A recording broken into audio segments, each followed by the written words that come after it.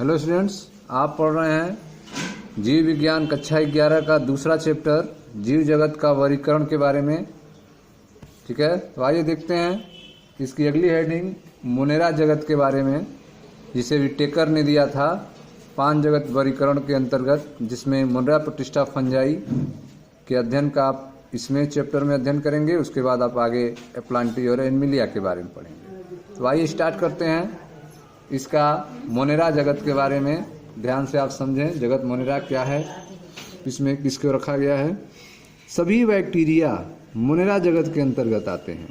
ठीक है, जितने भी बैक्टीरिया हैं उनको मोनेरा जगत में रखा गया है। ये सूक्ष्म जीवियों में सर्वाधिक संख्या में होते हैं। ठीक है, जो सूक्ष्म जीव होते हैं, माइक्रो ऑर्गेनिज्म होते हैं, उनमें सबसे अधिक संख्या किसकी होती है? बैक्टीरिया की होती है। ठीक है, जिसको मोनेरा जगत के अंतर्गत रखा गया है। ठीक है, ये सूक्ष्म जीव में सर्वाधिक संख्या में होते हैं और लगभग सभी स्थानों पर पाए जाते हैं। मुट्ठी भर मिट्टी में सैकड़ों प्रकार के बैक्टीरिया देखे गए हैं। ठीक है, तो मुट्ठी भर अगर मिट्टी हो तो उसमें, ठीक है, सैकड़ों प्रकार के बैक्टीरिया होते हैं। बैक्टीरिया कहाँ कहाँ पाए जा सकते हैं? ये गर्म जल के झरनों में, मरुस्थल में, बर्फ एवं गहरे समुद्र जैसे विषम एवं प्रतिकूल वास स्थानों, जहाँ दूसरे जीव मुश्किल से ही जीवित रह पाते हैं, में भी पाए जाते हैं। ठीक है, तो आप देख रहे हैं कि सभी बैक्टीरिया को मोनेरा जगत में रखा गया है। ठीक है, और सूक्ष्म जीव में ये सर्वाधिक संख्या में पाए जाते हैं। अगर मुट्ठी भर मिट्टी आप उठा लें तो उसमें सैकड़ों प्रकार के बैक्टीरिया आप देख सकते हैं। बैक्टीरिया जो हैं हर जगह पाए जाते हैं। यह गर्म जल के झरनों में, मरुस्थल में, बर्फ में और गहरे समुद्र जैसे विषम एवं प्रतिकूल वासस्थानों पर भी पाए जाते हैं, जहां दूसरे जीव का जिंदा रहना संभव नहीं है, वहां पर भी बैक्टीरिया पाए जाते हैं। ठीक है, कई बैक्टीरिया तो अन्य जीवों पर या उनके भीतर परजीवी के रूप में रहते हैं। ठीक है, तो कई बैक्टीरिया जो हैं वह दूसरे जीवों पर पाए जाते हैं या फिर उनके भीतर परजीवी के रूप में रहते हैं। ठीक है, तो बैक्टीरिया जो है परजीवी के रूप में जीवों के भीतर भी पाए जाते हैं, जीवों के ऊपर भी पाए जाते हैं। ठीक है, अब देखते हैं बैक्टीरिया के आकार के बारे में। बैक्टीरिया का आकार कैसा होता है? ठीक है, तो बैक्टीरिया को उनके आकार के आधार पर 4 समूहों में बांटा गया है। ठीक है, बैक्टीरिया को उनके आकार के आधार पर 4 समूहों में बांटा गया है।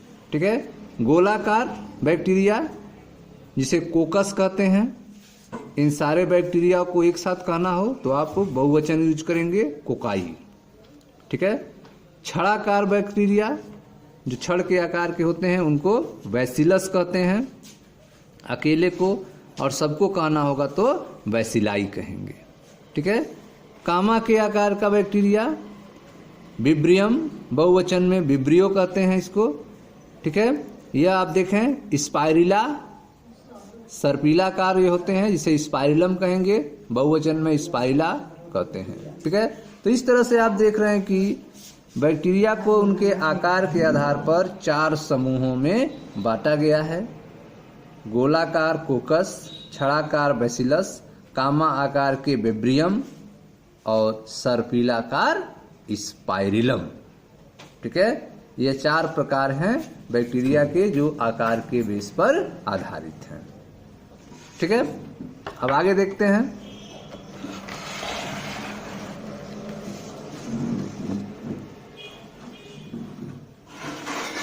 यद्यपि संरचना में बैक्टीरिया अत्यंत सरल प्रतीत होते हैं। ठीक है, अगर स्ट्रक्चर की बात की जाए तो बैक्टीरिया का जो स्ट्रक्चर होता है वह सिंपल होता है, अत्यंत सरल होता है, परंतु इनका व्यवहार अत्यंत जटिल होता है। बैक्टीरिया का जो व्यवहार है, बिहेवियर है, वह अत्यधिक जटिल होता है, लेकिन इनकी संरचना जो है अत्यंत सरल होती है।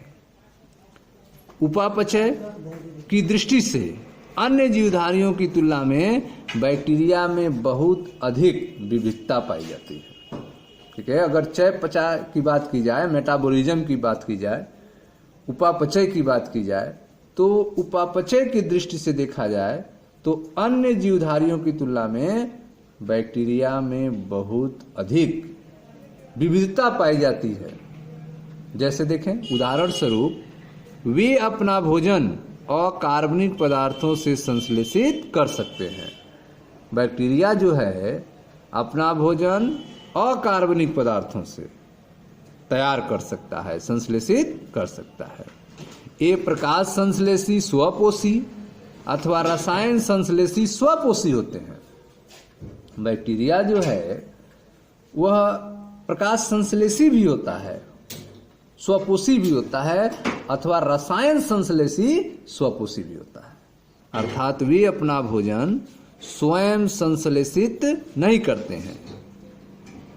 ठीक है, अर्थात वे अपना भोजन स्वयं संश्लेषित नहीं करते हैं, अपितु भोजन के लिए अन्य जीवधारियों अथवा मृत कार्बनिक पदार्थ पर निर्भर रहते हैं।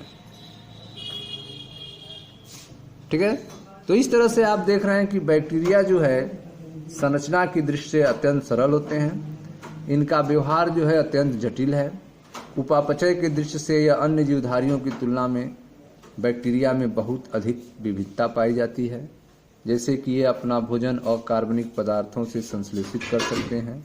ये प्रकाश संश्लेषी स्वपोषी अथवा रसायन संश्लेषी स्वपोषी होते हैं। ठीक है, अर्थात वे अपना भोजन स्वयं संश्लेषित नहीं कर सकते हैं, बल्कि भोजन के लिए अन्य जीवधारियों अथवा मृत कार्बनिक पदार्थों पर निर्भर रहते हैं। स्टूडेंट्स, यहाँ के सेंटेंस में हमें कुछ मिस्टेक दिखाई दिया, इसलिए इसको जो है हम और डिटेल में देखते हैं। देखें ध्यान से आप।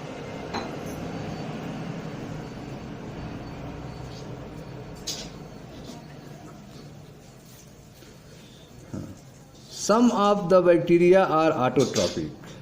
ठीक है, कुछ बैक्टीरिया जो हैं वे ऑटोट्रॉपिक होते हैं, स्वपोषी होते हैं, अपना भोजन स्वयं बनाते हैं। That is they synthesize their own food from inorganic substance. अर्थात ये अपना भोजन जो है इनऑर्गेनिक सब्सटेंस से बनाते हैं। They may be photosynthetic autotrophic or chemosynthetic autotrophic.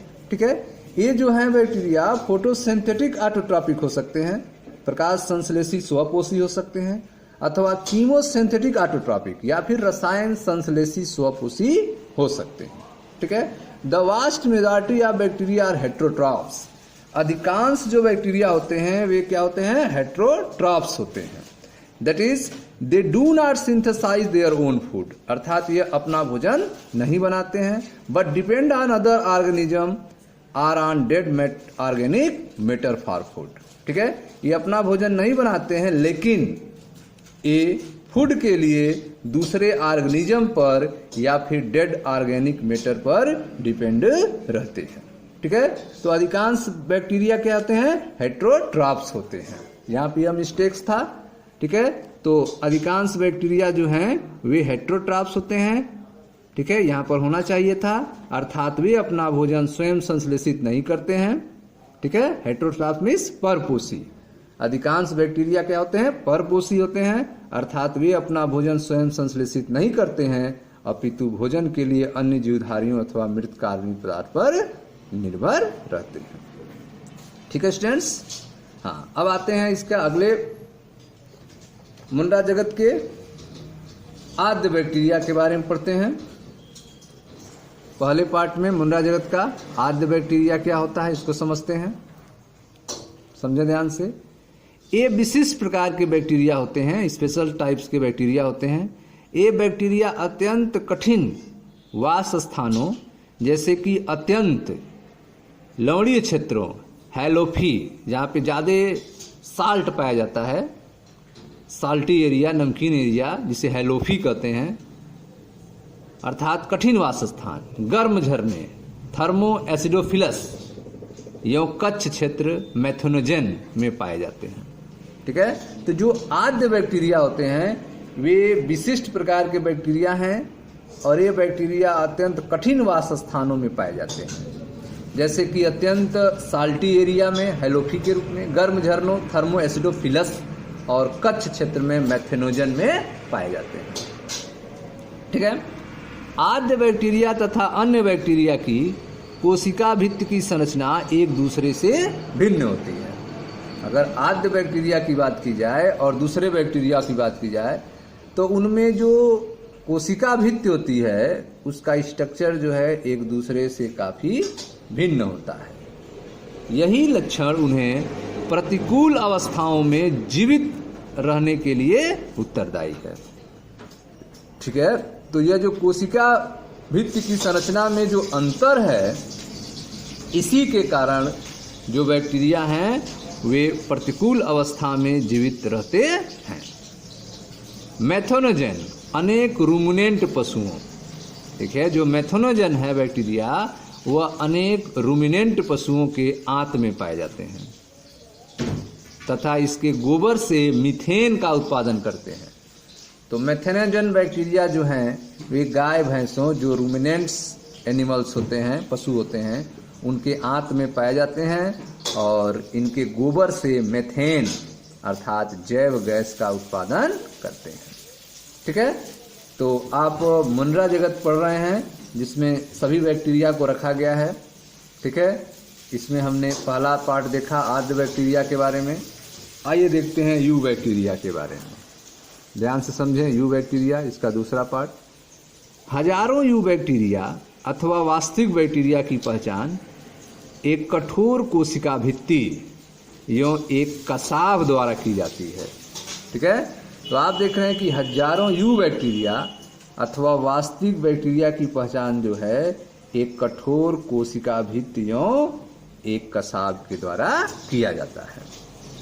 Cyanobacteria में, साइनोबैक्टीरिया को नीलहरित शैवाल भी कहते हैं। साइनोबैक्टीरिया में हरित पादपों की तरह क्लोरोफिल ए पाया जाता है। साइनोबैक्टीरिया में हरित पादपों की तरह, हरे पौधों की तरह क्या पाया जाता है? क्लोरोफिल ए पाया जाता है। ठीक है स्टूडेंट्स, आप देख रहे हैं साइनोबैक्टीरिया के बारे में, जिसे नीलहरित शैवाल भी कहते हैं। ठीक है। साइनोबैक्टीरिया में हरे पौधों की तरह क्लोरोफिल ए पाया जाता है और ये प्रकाश संश्लेषी स्वपोषी होते हैं। ठीक है। तो साइनोबैक्टीरिया में क्लोरोफिल ए पाया जाता है, इसलिए यह प्रकाश संश्लेषी होते हैं, स्वपोषी होते हैं। चित्र यहाँ पे देखें, एक साइनोबैक्टीरिया का फिगर है, एक तंतुमय शैवाल जिसे नास्टाक कहते हैं। ठीक है। इसमें आप देख रहे हैं क्लोरोफिल ए है, जिसके कारण यह प्रकाश संश्लेषण करता है और अपना भोजन बनाता है, इसलिए यह स्वपोषी है। ठीक है। साइनोबैक्टीरिया एक कोशिक होते हैं, सिंगल सेल के बने होते हैं, कॉलोनी में रहते हैं, कई सारे मिलकर एक साथ रहते हैं ग्रुप में, अथवा तंतुमय, ठीक है, तंतु के रूप में, इस तरह से तंतुमय रूप में रहते हैं। ठीक है। और लवण जलीय समुद्री अथवा स्थलीय शैवाल होते हैं। ठीक है। तो साइनोबैक्टीरिया क्या होते हैं? साइनोबैक्टीरिया एक कोशिक, कॉलोनीय अथवा तंतुमय और लवण जलीय समुद्री अथवा स्थलीय शैवाल हैं। इनकी कॉलोनी प्रायः जेली नुमा आवरण से ढकी रहती है। ठीक है। तो आप देख रहे हैं एक श्लेष्मी आच्छद है इनके चारों तरफ। ठीक है। जेली नुमा आवरण है, इससे इनकी कॉलोनी क्या होती है? ढकी रहती है। इनकी कॉलोनी प्रायः जेली नुमा आवरण से ढकी रहती है, जो प्रदूषित जल में बहुत फलते फूलते हैं। ठीक है। ये जो आपके साइनोबैक्टीरिया हैं, ये किस जल में बहुत ज़्यादा अपनी संख्या को बढ़ाते हैं? प्रदूषित जल में बहुत फलते फूलते हैं। बैक्टीरिया जैसे कि नास्टाक, एनाबिना पर्यावरण के नाइट्रोजन को, ठीक है, हेट्रोसिस्ट नामक विशिष्ट कोशिकाओं द्वारा स्थिर कर सकते हैं। ठीक है। नास्टाक और एनाबिना जो हैं वे वातावरण के, पर्यावरण के नाइट्रोजन को हेट्रोसिस्ट, ठीक है, आप देख रहे हैं ये हेट्रोसिस्ट है, हेट्रोसिस्ट, जैसे विशिष्ट कोशिकाओं के द्वारा पर्यावरण के नाइट्रोजन को स्थिर कर सकते हैं। रसायन संश्लेषी बैक्टीरिया जो होते हैं वे नाइट्रेट, नाइट्राइट और अमोनिया जैसे विशिष्ट अकार्बनिक पदार्थों को ऑक्सीकृत करके उनसे मुक्त ऊर्जा का उपयोग एटीपी उत्पादन के लिए करते हैं। तो जो रसायन संश्लेषी बैक्टीरिया हैं वे नाइट्रेट, नाइट्राइट और अमोनिया जैसे अकार्बनिक पदार्थों को ऑक्सीकृत करते हैं, जिसके कारण उनसे ऊर्जा मुक्त होती है और उसका वह उपयोग एटीपी उत्पादन के लिए करते हैं। ये नाइट्रोजन, फास्फोरस, आयरन और सल्फर जैसे पोषकों के पुनर्चक्रण में महत्वपूर्ण भूमिका निभाते हैं। ठीक है, तो जो बैक्टीरिया हैं वे नाइट्रोजन, फास्फोरस, आयरन और सल्फर जैसे पोषक तत्वों के रिसाइकल के लिए पुनर्चक्रण में महत्वपूर्ण भूमिका निभाते हैं। ठीक है, अब देखते हैं परपोषी बैक्टीरिया के बारे में। परपोषी बैक्टीरिया प्रकृति में बहुलता से पाए जाते हैं। परपोषी बैक्टीरिया जो हैं वे प्रकृति में बहुलता से पाए जाते हैं और इनमें अधिकतर महत्वपूर्ण अपघटक होते हैं। इन परपोषी बैक्टीरिया में से अनेक का मनुष्य के जीवन संबंधी गतिविधियों पर महत्वपूर्ण प्रभाव पड़ता है। तो परपोषी बैक्टीरिया में से अनेक का जो है मनुष्य के जीवन संबंधी गतिविधियों पर महत्वपूर्ण प्रभाव पड़ता है।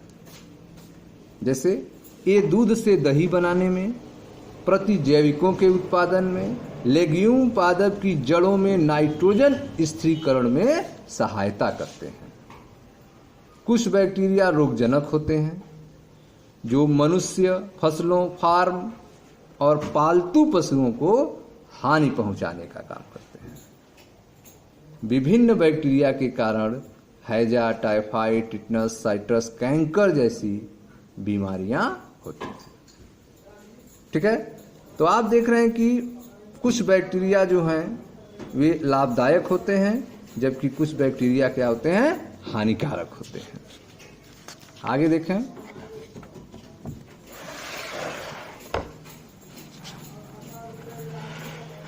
बैक्टीरिया प्रमुख रूप से कोशिका विभाजन द्वारा प्रजनन करते हैं। बैक्टीरिया जो है अपनी जनसंख्या को कैसे बढ़ाता है, कोशिका विभाजन के द्वारा। बैक्टीरिया प्रमुख रूप से कोशिका विभाजन द्वारा प्रजनन करते हैं।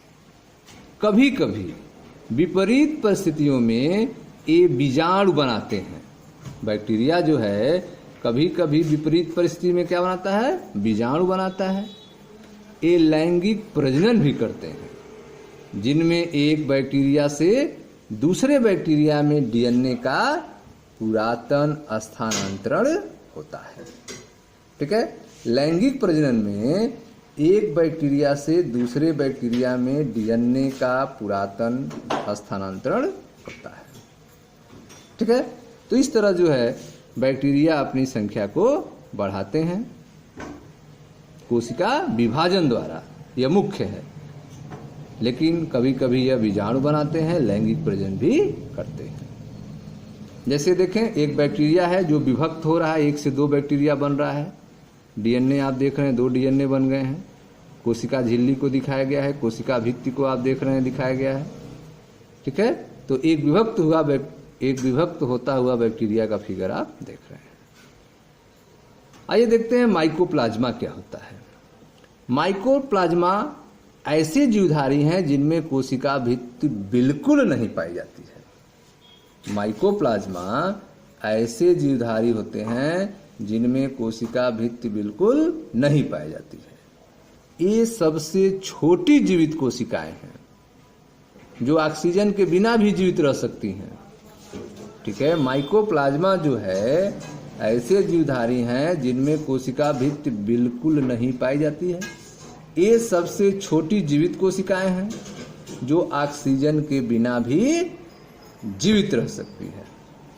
ठीक है, तो जो सबसे छोटी कोशिका पीपीएलओ कहा जाता है वह माइकोप्लाज्मा के अंतर्गत ही आता है। प्लूरो न्यूमोनिया लाइक ऑर्गेनिज्म जो है वे माइकोप्लाज्मा के ही अंतर्गत आते हैं। ठीक है। अनेक माइकोप्लाज्मा प्राणियों और पादपों के लिए रोगजनक होते हैं।